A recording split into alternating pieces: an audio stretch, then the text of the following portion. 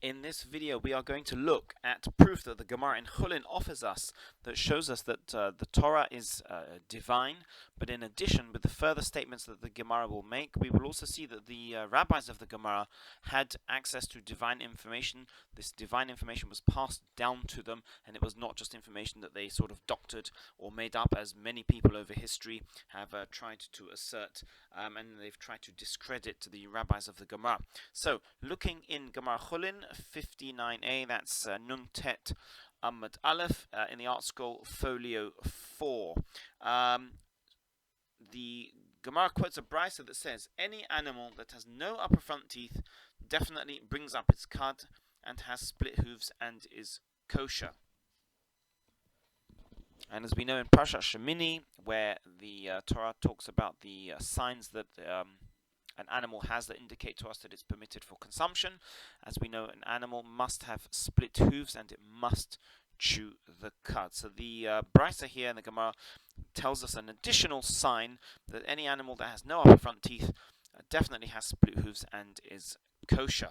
Now the Gemara is telling us, let a person simply examine its hooves. Why is the brisa telling us this extra sign that we can look for for an animal, an animal that has no upper front teeth? What's the purpose in bringing this to our attention? Because again, in Parashat Shemini, the Torah states that all animals that have split hooves are definitely kosher, with the exception of a pig. A pig is the only exception to the rule. Pig has split hooves but does not chew the cud and is therefore not kosher.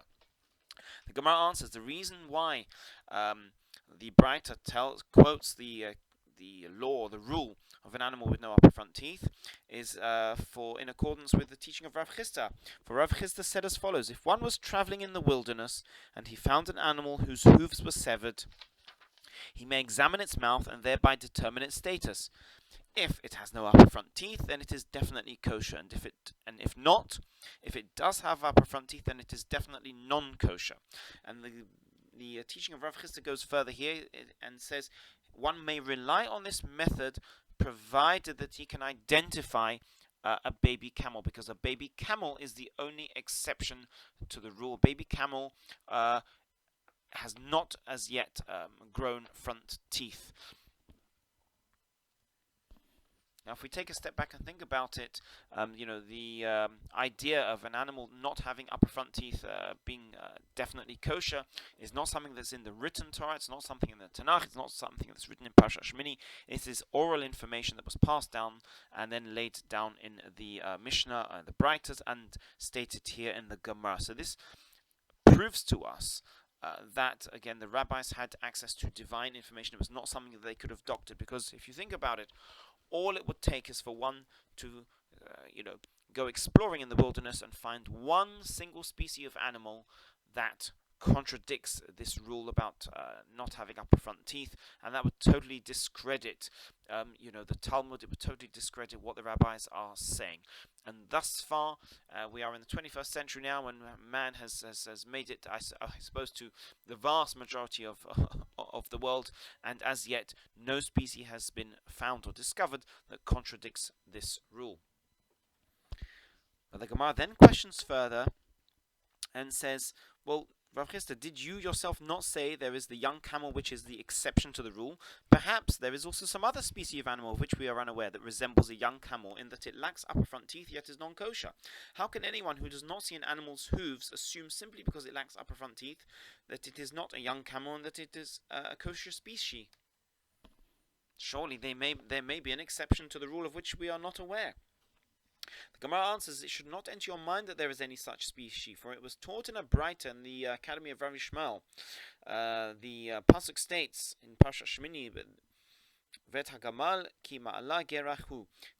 The pasuk states, "This is what you shall not eat from among those that bring up the cud or that have split hooves: the camel, for it brings up its cud but does not have split hooves." The ruler of the universe knows that there is no creature that brings up its cud yet is non-kosher on account of lacking split hooves except for the camel, as well as the shafan and the arnevet, which are mentioned in the succeeding verses. Lefichach, therefore, the pasuk scripture states specifically regarding the camel, as well as the shafan and arnevet, that it brings up its cud yet does not have a split hoof. The word "it" implies there is no other creature in this category. Thus, with the exception of the listed creatures, any animal that brings up its cud is kosher. It follows then, if one examines an animal and finds that it lacks upper front teeth, that in itself is proof that it brings up its cud, and one may safely assume that it is a kosher animal, provided he is certain that it is not a young camel, provided he can identify that the animal in front of him, before him, is not a young camel. Then the Gemara then takes it further and cites a related teaching by Rav Chisda. Rav Chisda said, if one was traveling on the road and he found an animal whose mouth was mutilated, so the case that's presented before us is where the mouth is not present, or it's cut off, or it's damaged such that one can't identify whether the animal had any upper front teeth or not.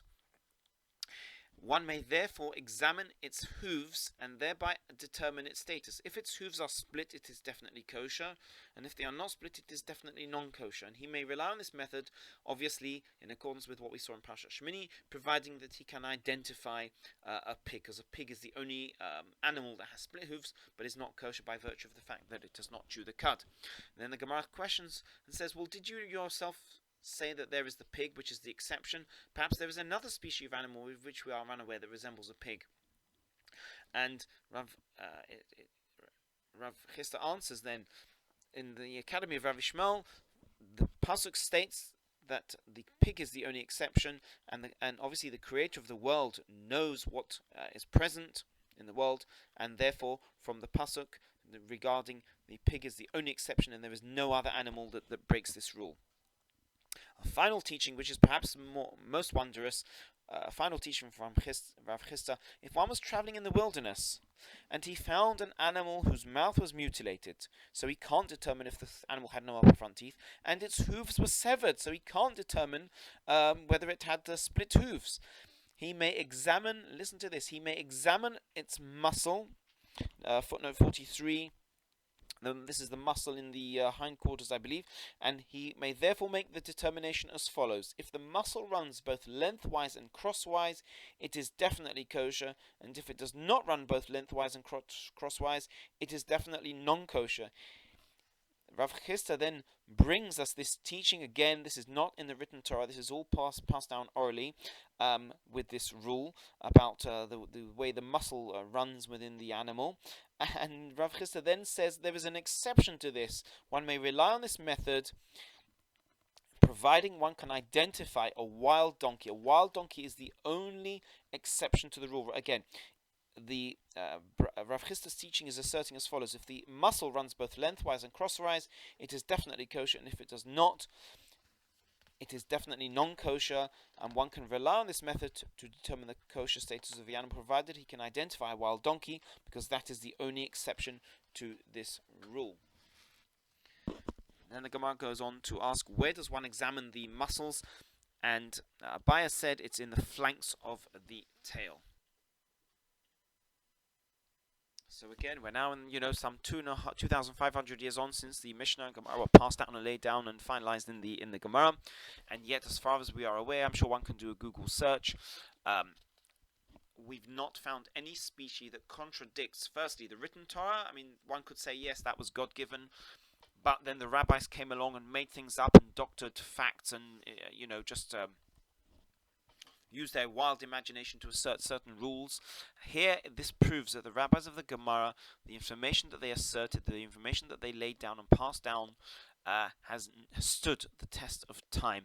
And it can only be that information has to have been of divine origin. No human being could have made such assertions and stood the test of time, because all it would take is one species of animal to contradict this rule about having no upper front teeth, or an animal whose hooves were severed, and so you would have to look in the muscle and you would determine whether it runs lengthwise or crosswise, and you can determine whether it's kosher or not based on that alone. That's not in the written Torah. That was brought down orally, and again, this shows that the rabbis of the Gemara had divine information that was passed down to them. Now, one could assert and say, well, look, the rabbis, they surveyed all of the animals in their area, and they noticed certain characteristics, and they took a risk and said, well, all animals that fit this description, it's the same for every animal all over the world.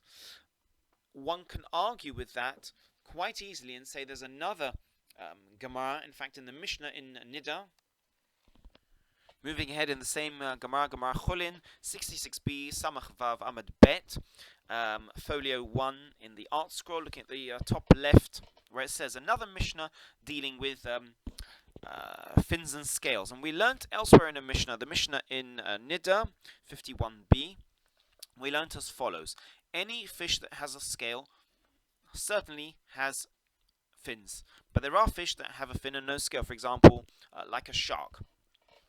Now, the Gemara has made this assertion. Again, one could say, well, surely, in the case of the animals, the rabbis, they just surveyed the animals in the area and made a blanket rule, and by chance it stood the test of time.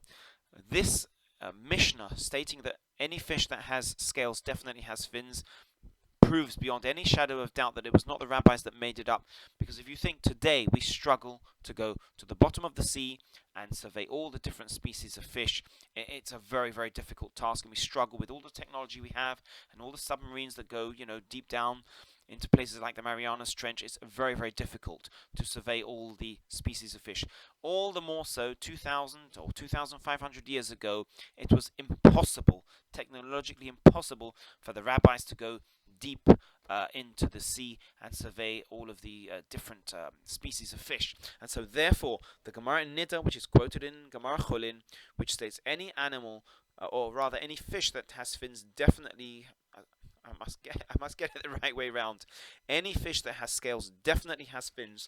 That, beyond any shadow of doubt, was passed to them orally from a divine source through Moshe and passed down through all of the generations, and that we, beyond any shadow of doubt, proves that the rabbis of the Gemara had divine information passed down to them. It was not something that they could have made up. So when anyone comes and says, "Oh, I don't believe in the Torah," or rather, as Christians assert, "Oh, yeah, they believe that the Torah itself, the Torah Nevi'im Ketuvim, is divine," but then they take it further and say the Gemara, the Talmud, is all a load of baloney and it was all made up by the rabbis. This proves beyond any shadow of doubt that the information that the rabbis was of divine origin. Baruch Adonai Le'olam, Amen va'amen.